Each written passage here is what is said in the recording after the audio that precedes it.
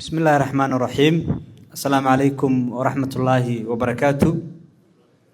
Your Excellencies, Honorable Ministers, Mayors, and representatives of corridor cities from Somaliland and Ethiopia, senior government officials, development partners, representatives of the private sector, universities, and civil society, distinguished guests, ladies and gentlemen,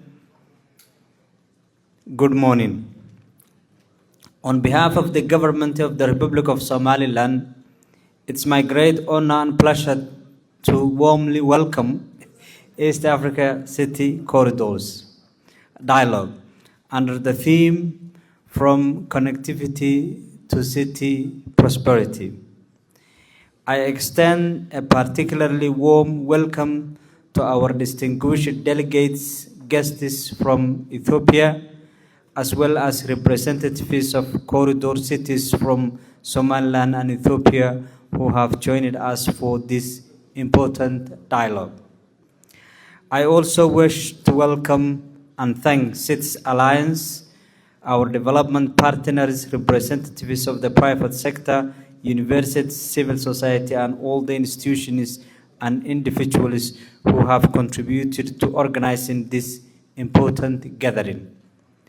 We greatly value your presence and your commitment to strengthening cooperation, connectivity, and shared prosperity between our countries, cities, and communities. Ladies and gentlemen, at the time when insecurity in the Red Sea is disturbing trade, raising transport costs, and exposing the vulnerability of global supply chains, the Horn of Africa must turn its strategic geography into greater resilience, opportunity, and shared prosperity. The theme of our dialogue captures the central challenge before us: how to transform roads, ports, and borders into business, jobs, stronger cities, and better opportunities for our people. For Somaliland, the Berbera Corridor is a strategic priority. We seek to develop it into a competitive regional economic corridor that expands trade, attracts investment, creates jobs, and delivers shared benefits to countries, cities, and communities. This requires a stronger cooperation between Somaliland and Ethiopia, including the resumption of government-level technical discussions on trade and transit. Our shared economic interests must be translated into practical agreements. Somaliland welcomes the corridor as a shared opportunity for businesses in both countries. We are committed to improving its efficiency, competitiveness, and we look forward to the same commitment to our Ethiopian partners. Recent disruptions to commercial shipping have shown how maritime insecurity can raise transport and insurance costs, disrupt supply chains, and affect economies for beyond the immediate areas of conflict. Our goal should be to develop an integrated economic ecosystem linking the port of Berbera, the Berbera Economic Zone, the Berbera Corridor, and Somaliland cities and Ethiopia markets. Governments create the enabling environment, while businesses move goods, create jobs, and generate investment. We should establish a business-to-business platform linking traders, transport companies, logistics providers, port operators, financial institutions, and investors from Somaliland and Ethiopia. This platform can identify obstacles, build partnerships, and propose practical solutions.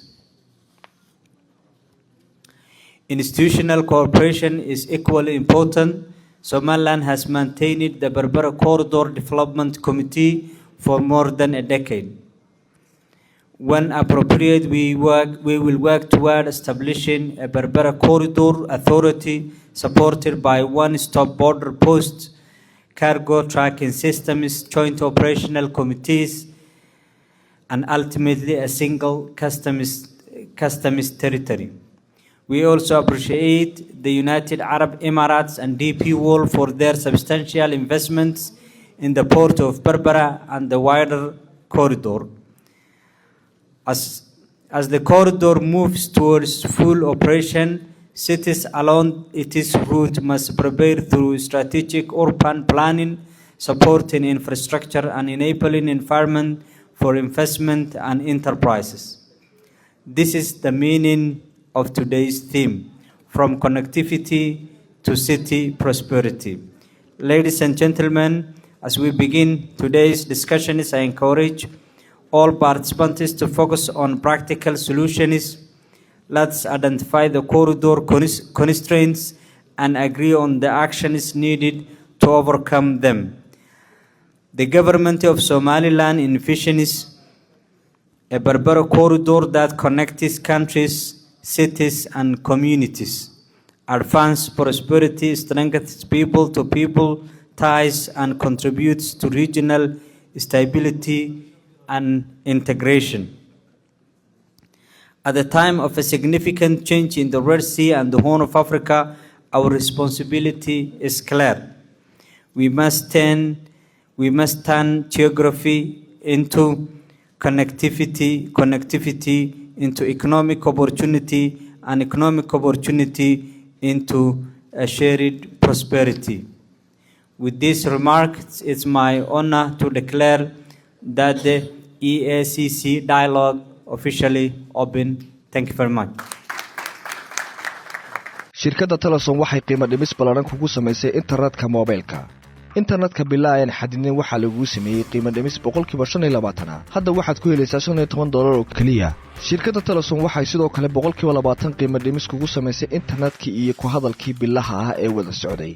Hadda waxa laga dhigay oo kaliya $20 si aad ugu shubato internetka aan xadidin waxaad ka wada helaysaa dhamaantood oo aad doorataa xidhmo unlimited ah.